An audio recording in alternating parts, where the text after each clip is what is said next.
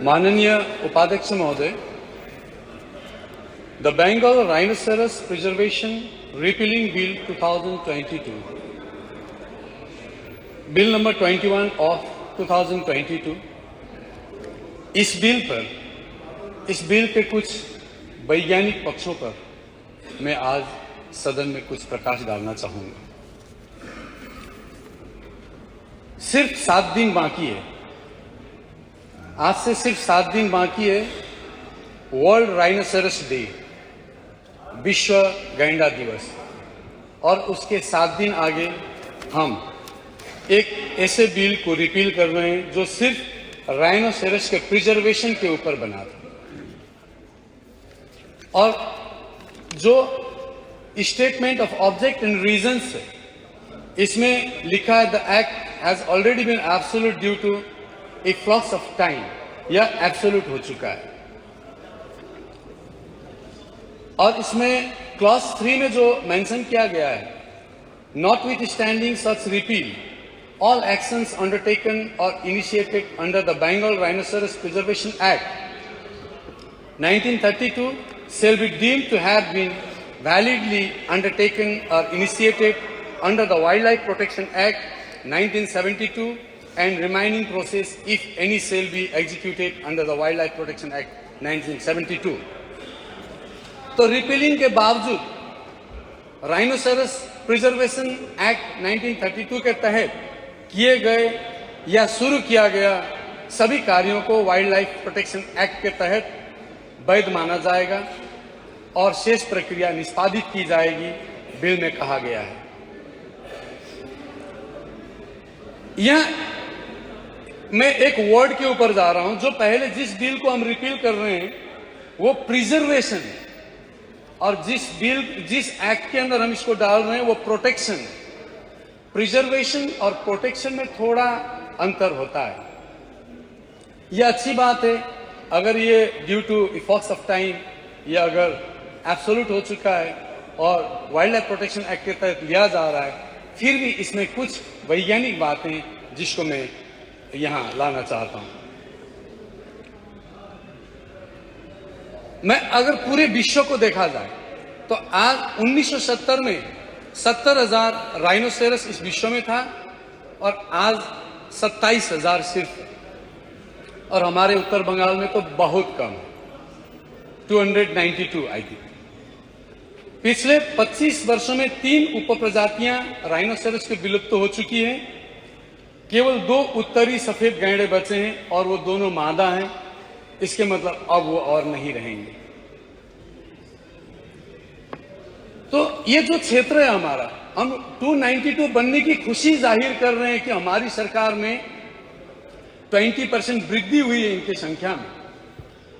इसमें 2 बातें हमें समझना चाहिए। जो क्षेत्र है हमारे एरिया में, 2 विशेष क्षेत्र, ये गोरुमारा और जल्दापाड़ा, इस क्षेत्र में अब ये जो संख्या है गैंडों की, इस संख्या इनके लिए कम पड़ रहा है। इसको एक्सपांड करना चाहिए। एक्सपांड करने का नियम शायद 2019 में बनाया गया था बंगाल विधानसभा के अंदर, लेकिन वो कार्य में नहीं आया है, ऐसा मुझे सुनने को मिला है।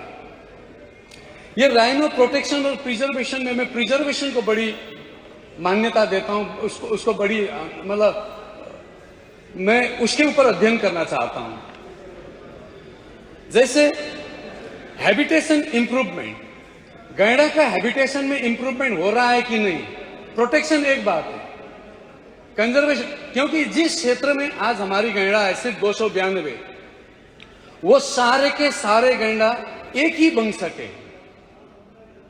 वंश के होने की वजह से उनमें ये जो आबादी में आनुवंशिक गुणवत्ता के कारण इनके जन्म दर और गुण में नकारात्मक इंपैक्ट हो रहा है।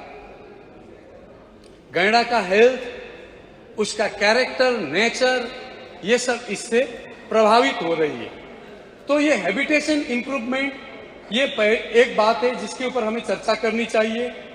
दूसरी, गैंडों को ठीक से रखने के लिए, भविष्य में इसको और अच्छा करने के लिए हमें जमीन और जलवायु में नमी मॉइस्चर संरक्षण के ऊपर भी काम करना चाहिए। ये प्रोटेक्शन काम नहीं करता, ये प्रिजर्वेशन काम करता है। प्रिजर्वेशन के ऊपर सोचेंगे तो ये मॉइस्चर, ये जो नमी है, इस नमी के ऊपर, नमी के, जमीन के नमी के संरक्षण के ऊपर हम लोग सोच सकते हैं। और आज हम उत्तर बंगाल में देखेंगे जिस क्षेत्र में राइनो है वहां वाटर होल्स और वेट प्लेन में कमी आ रही है। इसका एक ही वजह है, जितनी भी उत्तर बंगाल में नदियां हैं वहां कई तो सरकारी आदेश के अनुसार और कई वैध प्रकार से, कई अवैध प्रकार से नदी में उत्खनन हो रहा है।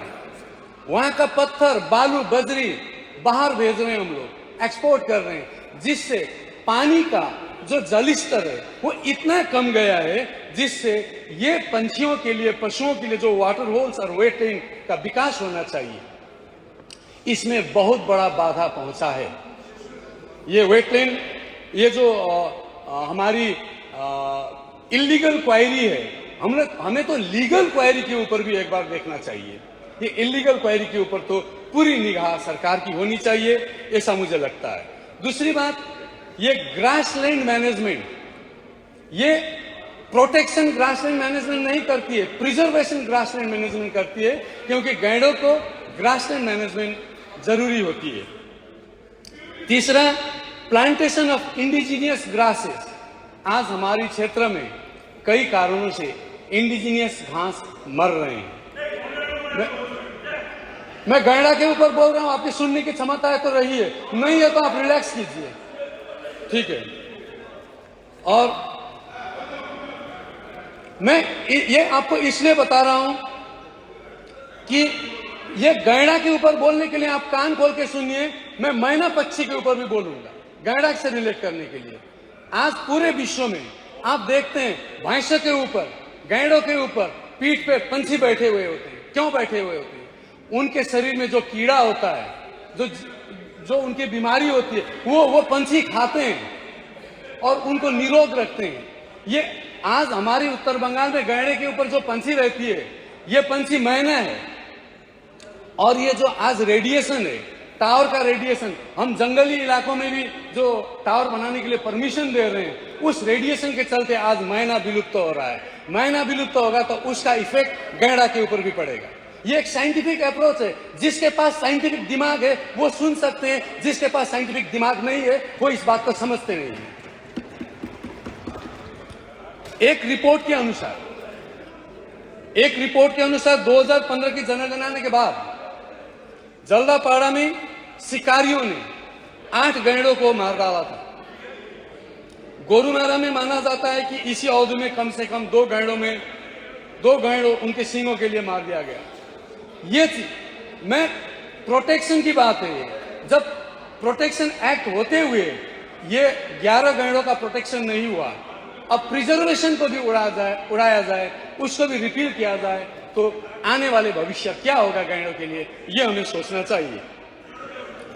और मैं आपको बता दूं, ये जो मैं कुछ देर पहले जल स्तर कमी होने की बात कर रहा था, ये जो नदी में इलीगल क्वायरी की बात, यहाँ के पत्थर, यहाँ के बालू बाहर भेजने की बात जो मैं कर रहा था, इससे क्या हुआ, मैं आपको 2022 का 4 जून 2022 का एक रिपोर्ट दे रहा हूं, जिसके तहत पूरी उत्तर बंगाल में 400 mm वर्षा जहां होती है, उस जगह पर जल स्तर ग्राउंड वाटर लेवल 3 मीटर कम हुआ है।